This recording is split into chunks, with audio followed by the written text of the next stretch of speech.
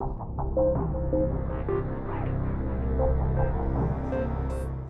we will see how to add craters to your planet and how to control their shape. So the craters is in the Force tab here, and you have to check the F crater to activate them. The craters are quite heavy to compute, so if you have a large number of craters, it can lead to unresponsive planet generation. So if you can deal with a lower number of craters, it's always better. So they are spread it around the planet. Some are larger, some are smaller. They may overlap, as you can see here. And you have quite a large number of parameters to control their shape and how they are integrated in the basic terrain. So I've just started with a simple terrain with just one layer of noise. It's just colored in orange, but that's all. So the craters, you have first the seed. The seed is just all the craters will be placed randomly. So if you change the seed, the placement is randomized. It's randomized. And so for a given number, you will always have the same distribution of craters. Then you have the craters count, so it's how many craters you will have on your planet. Here it's 80, but you can have much more of them. You can see that if you are adding them, that the first one are staying in place, and you have just extra craters coming on top of the existing one. So if you have a very large number, then it starts to be quite slow to refresh. But so maybe try to tune everything with a lower number of craters, and then if you really want to have a big number, then do it at the end. Then you have the minimal and maximal radius for the craters. So it's how big or how small they will be. It's taken randomly between the minimal and the maximal. So the extent here, that means it's the difference between the minimal and the maximal. So if I put very low value, I will have quite small craters like here. And the extent will increase the size, the radius of the biggest craters. And so if I increase the minimal radius, all the craters will be bigger because, as I've just said, it's the extent. So it's an extra value added to the minimum value to have what will be the maximum radius of the craters. So we'll go to maybe a lower value like this. And then you have the random radius distribution. So it's by default, it's quite linear. So that means you will have as many big as many small craters. It's completely linear randomization of the radius. If you increase that value, you will have less big craters and more smaller ones. And here, by default, the smaller craters are also the oldest one. So it's the tends to fade away when you do that. But with that, you can really control the way they are spread in the range of radius. So with bigger value, you will have less big craters everywhere, basically. Then you have all those parameters to control the shape of the craters. So you can control the height of the crater. So the higher, well, the biggest the value, the higher the crater will be. Maybe I will go to shader and change the amplitude so we can see the altitude, even if it's not really realistic to have such a big value, but we will see more clearly what's going on. So go back to critters, and so if I change the 8, you can clearly see that it's the 8 of the critters that is changing here. And then you have the 8 attenuation. It's just something to smooth out everything, the attenuation here. Then you have the depth, so you can have more, well, increase the depth of the craters by reducing the depth, so it will be really low and have a really strong shape. Or if you go the other way around, you can basically create invert craters. So it's more like balls that are crashed onto the planet or something like that.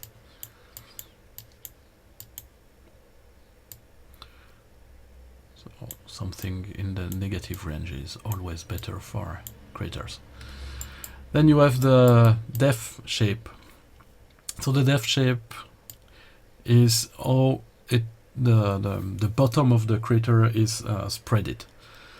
So if you have a strong value, it will be a flat bottom shape. Maybe I will show you that over here. It's more visible. I will try to have one. Or maybe I will change the seed to have one in the range. Oh, here it's perfect. So we can see the shape of the crater over here. Maybe it's not really a big one. Maybe I will increase the radius. Okay, it's better. So we can really see the shape of the crater here. It's just a slice of the planet you can see over here. And if you change the shape, you can clearly see that when you have a very low value, it's very, very soft. And when you have a high value, it's really deeper and flatter on the bottom. So you can really choose what kind of craters you want. Then you have the blending shape. The blending shape is for the outside, the exterior part of the crater. It's for very high value, it's really strong shaped craters, and for very low value, it's much softer. It's really like you have just one slope here, and if you increase that value, it's much stronger. It's just like a S shape that you see on the side of the craters. But you have to control the 8 accordingly to what you've changed here. So it's probably better like this. Then you have minimal and maximal age extent. So it's basically the same idea as the radius we've seen earlier, but here it's the age of the crater. So very young craters are more, let's say, visible, are more well formed, are less smoothed out, and the oldest craters are just washed out and disappear in the planet. So if I reduce the minimal age and I reduce the minimal age extent, I will have lots of young craters, like it just happened recently. I mean, you can clearly see them, all of them. And if I increase the minimal age, the craters will be washed out. And if I increase the extent, then you can have some craters that will completely disappear. So it's really up to you to, well, some of them are seems to disappear completely, but there are just small traces of craters that can add some very interesting feature on your terrain. And then you have the edge size link. So basically, if you change that value, if you put it to 0, you will have all the craters that will be recent or young one, let's say. And if you increase that edge size link, the smallest amongst the craters will be older automatically, so they will fade out more. So if you want to see a lot of craters, just reduce that to increase their visibility and reduce their age. So here I have more control about this, and okay. So now I can have a lot of visible craters because I've reduced that edge size link. If I increase it, the smallest, will disappear. Then you have the roundness regularity. If you reduce the regularity, it will be more chaotic. Like you can see that really well in the biggest craters. And if you put it to the max value, you will have really regular, plain, round craters. Just it's not really that realistic, but if you want to have something more cartoon on the rendering, then it's probably something you're looking for.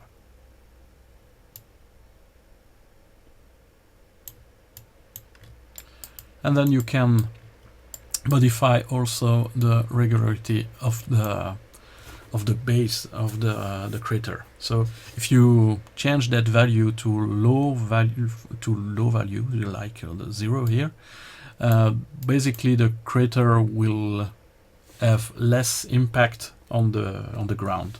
It will just be something that you will see the shape of the crater, but it will be less invasive. If you increase that value, basically the crater will replace a lot of the features you added before on your terrain.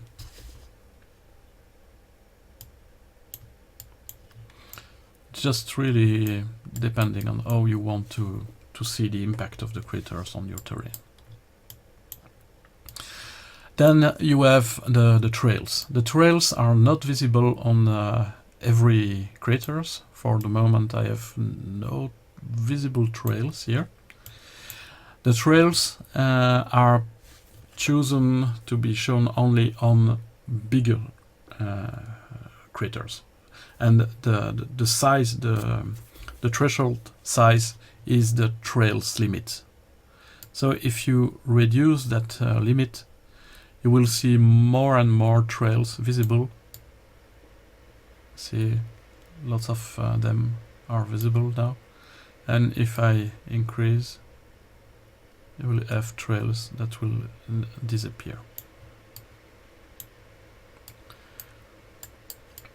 So it's more logical to have trails only on bigger craters because they have a bigger impact on the planet, so that's it.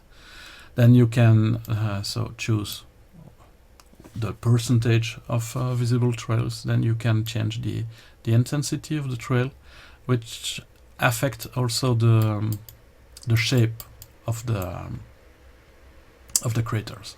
It's not really the intensity of the color. It will be tuned later.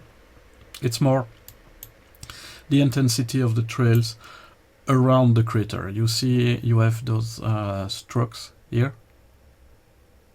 This is what I'm talking about. So if I'm reducing the intensity, it's much smoother. If I increase the intensity, you have a bigger impact on that relief here. Then you can change the density. So if you increase the density, you will have a lot of small trails. If you reduce the density, you will have bigger, larger trails.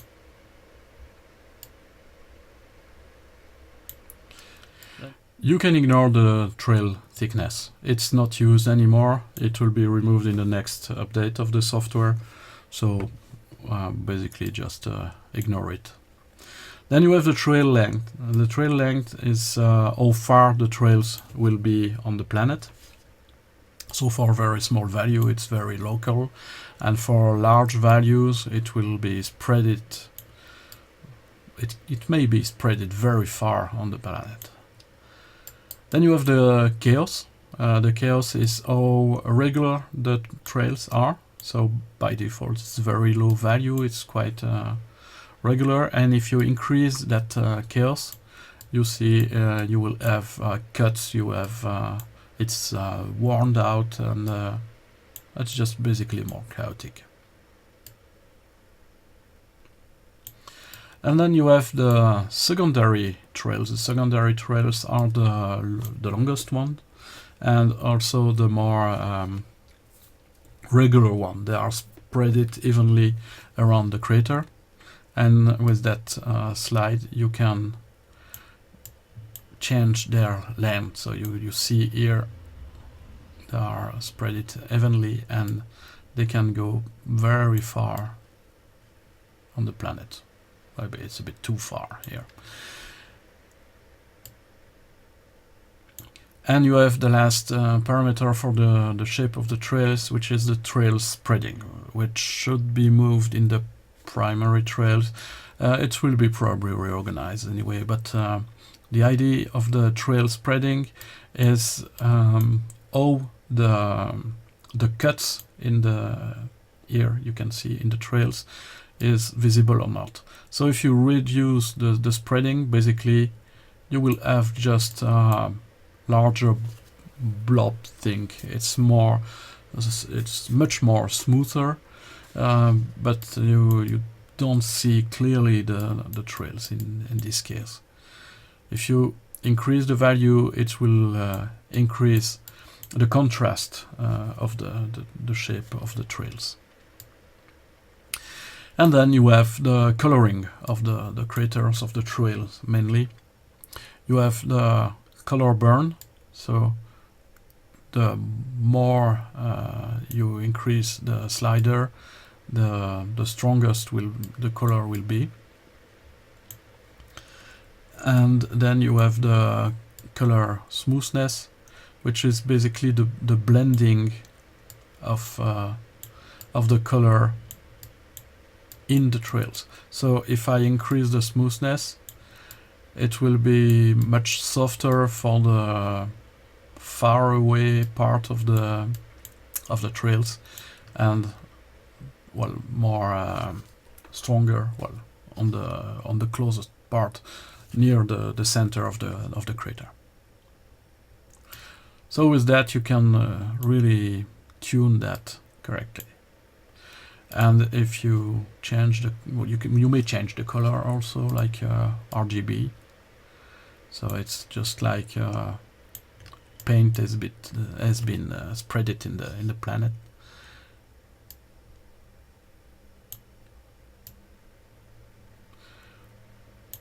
So with these two sliders and the color, you can really have a nice control on the visual aspect of the trails.